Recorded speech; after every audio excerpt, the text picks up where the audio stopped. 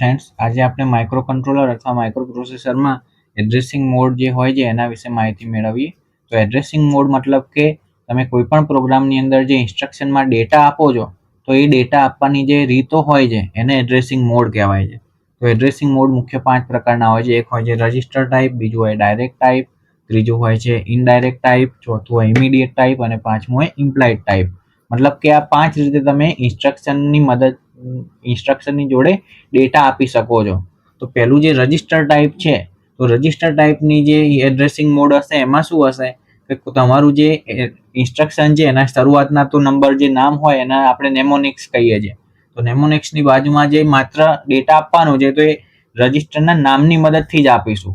ધારો કે એ રજિસ્ટર હોય, બી રજિસ્ટર, સી, ડી, તો એના માત્ર નામના અક્ષરની મદદથી જ તમે એને ડેટા પ્રોવાઈડ કરશો. એક્ઝામ્પલ જોઈએ કે મૂવ એ બી, તો મૂવ એ બી તમે લખશો તો મૂવ મતલબ નેમોનિક્સ છે ઇન્સ્ટ્રક્શનની, અને એ બી મતલબ કે એ રજિસ્ટર અને બી રજિસ્ટરનો આપણે યુઝ કરવાનો છે. તો મૂવ એ બી કરશો એટલે બી નો જે ડેટા હશે એ ઓટોમેટિકલી એમાં આવી જશે. તો અહીંયા આપણે જે ડેટા આપ્યો ઇન્સ્ટ્રક્શનમાં એ માત્ર નામની મદદથી આપ્યો. બીજું ઉદાહરણ જોઈએ, એડ બી સબ બી, તો માત્ર રજિસ્ટરના નામ વાપર્યા એ અને બી. તો એ ટાઈપનું જો તમને કોઈ ઇન્સ્ટ્રક્શન હોય તો એને કહેવાય છે register type addressing mode. Second જોઈએ ડાયરેક્ટ એડ્રેસિંગ મોડ. તો ડાયરેક્ટ એડ્રેસિંગ મોડમાં આપણે કોઈ પણ ઇન્સ્ટ્રક્શનની જોડે જે ડેટા આપીશું એ પર્ટિક્યુલર લોકેશન આપીશું એને, કે ભાઈ આ લોકેશનમાં જ તારે જવાનું અને એ ડેટા લઈ આવવાનો છે. એમાં એડ્રેસિંગ મોડ આપણે ડાયરેક્ટ એડ્રેસ આપીને જ કરીશું, એમાં કોઈ રજિસ્ટરનું નામ નહીં હોય. તો એક્ઝામ્પલ જોઈએ, LDA 2026 મતલબ કે લોડ એક્યુમ્યુલેટર. LDA આપણું નેમોનિક્સ છે અને 2026 4 આંકડાનું એડ્રેસ છે આપણું 16 બીટ. તો એ 2026નું જે ખાનું હશે એમાંથી સીધું એડ્રેસમાંથી સીધો ડેટા લઈ આવશે. એ જ રીતે STA 2025 કોલ 3001. તો અહીંયા આપણે જોયું કે ઉપર જોયું હતું તમે રજિસ્ટરના નામની મદદથી આપણે ડેટા આપે અને પ્રોવાઈડ કરતા હતા, જ્યારે ડાયરેક્ટ એડ્રેસિંગ મોડમાં આપણે ડાયરેક્ટ એડ્રેસ આપીએ છીએ 4 આંકડાનું. નેક્સ્ટ જોઈએ ઇનડાયરેક્ટ એડ્રેસિંગ મોડ. તો ઇનડાયરેક્ટ એડ્રેસિંગ મોડમાં આપણે શું કરીશું, તો 4 આંકડાનો કોઈ નંબર સેવ કરવો પડશે. હવે 4 આંકડાનો નંબર કોઈ જગ્યાએ સેવ કરવો હોય તો તમારે રજિસ્ટર પેર વાપરવી પડશે.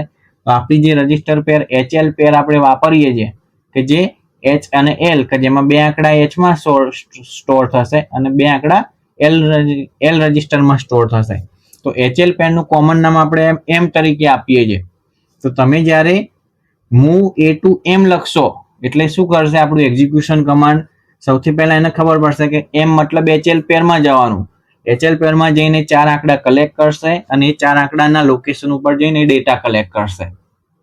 ખ્યાલ આવ્યો? અહીંયા આગળ આપણે ઉપર જો ડાયરેક્ટ એડ્રેસમાં શું કર્યું, સીધા 4 આંકડા આપ્યા, જ્યારે ઇનડાયરેક્ટમાં આપણે સૌથી પહેલા એને HL પેરનું નામ આપ્યું, HL પેરમાં જઈને 4 આંકડા કલેક્ટ કરશે અને 4 આંકડા પછી જઈને એડ્રેસ ઉપર જઈને ડેટા લઈ આવશે.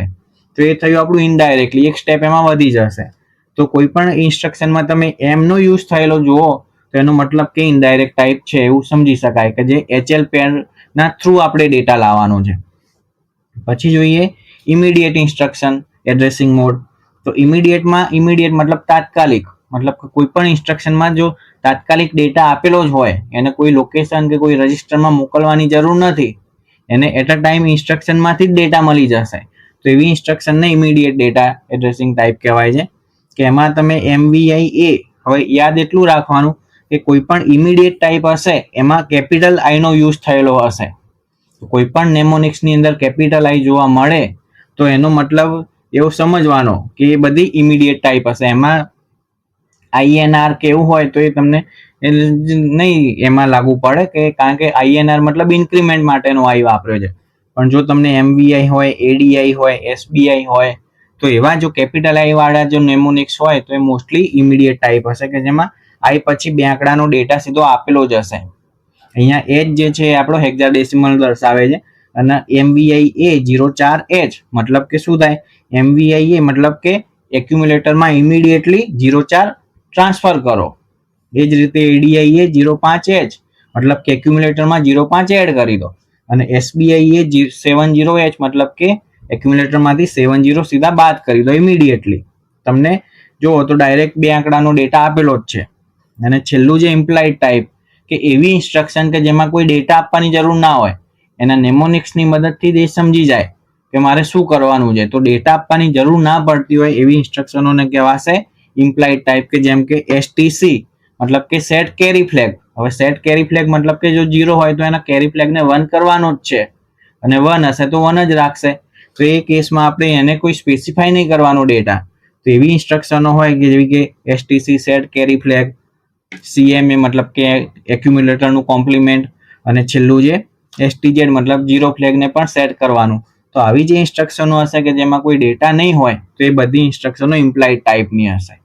તો અહીંયા આપણે 5 જે મેથડ હતી એડ્રેસિંગ મોડની, એક register type, direct type, indirect type, immediate type અને ઇમ્પ્લાઇડ ટાઈપ હતી, એની સમજૂતી મેળવી. Thank you.